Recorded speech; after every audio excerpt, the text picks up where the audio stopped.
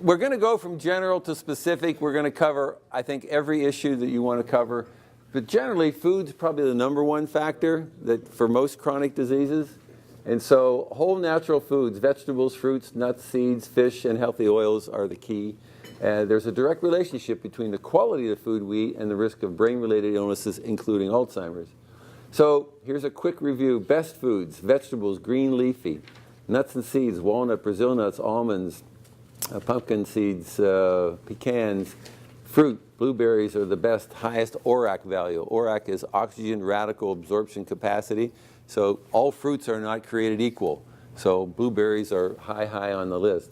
Strawberries are low, by the way, because non-organic strawberries, anything that's had pesticides on it, is one of the worst fruits that you can eat because there's just too many pesticides. What if they are organic? Then they're okay, yes. Strawberries are good as long as they're only organic. Beans of all kind, whole grains, but not wheat. They now use pygmy wheat in 90% of grains in the U.S. It has 70% more calories in it than normal wheat per ounce.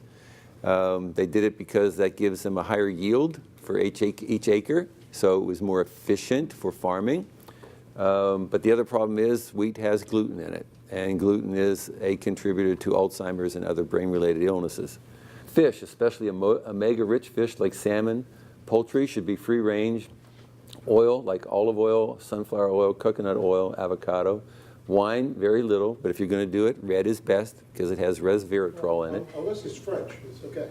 Yeah, French is, the French always do everything better.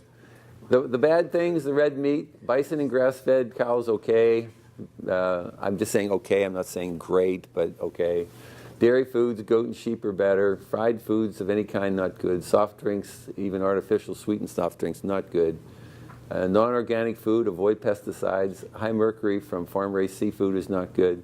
Pastries and sweets, almost all tap water. Use natural spring water and high alkaline if you can find it. Alkaline water is Volvic or Fiji, 7.0 to 7.4 in alkalinity. And when you test it, when you pick it up in the store, it's going to be 5 to 10 degrees cooler by touch because of all the minerals that are in it. So you'll know just by taking one bottle of Dasani, which is warm, and then you'll test it and you'll go, oh my God, this feels like it was in the refrigerator. Meantime, it was in the shelf for like 3 weeks. But you'll feel the difference. Fiji and Volvic, Volvic. And they have high levels of silica in them. And silica is a chelator of aluminum, which is one of the main problems with Alzheimer's. Isn't there a process that you can alkalinize your water? Yeah, it's that Japanese, but you know what? Every time I went to read the research, it was all in Japanese, and so I said, I can't read it, so I can't trust it, so I don't know. But you go to all the health food conferences, and they're always there. And it's like a little mini distiller of some kind, but then they infuse minerals into it.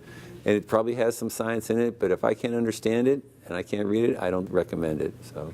What about when you are showering and you're having that water on your skin? I mean, what do you think a good hypochondriac does? They don't shower. You put vitamin E in. Yes, of course. I change it every 6 months. This is a filter that is so darn pure. Yeah, no. And my air, I mean, I have a filter that filters 7 different ways.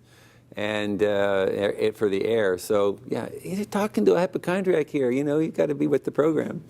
Yeah. Hey, you're talking to, I might not have a wife anymore. Are you a closet hypochondriac? Okay, then.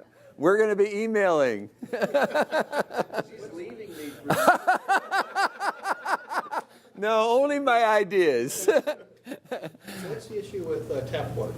Well, tap water, I did a study on tap water once in Toronto when I was doing other kinds of scientific research, and I saw what they did to filter it, you know, and it was sand filters and some charcoal filters and stuff like that.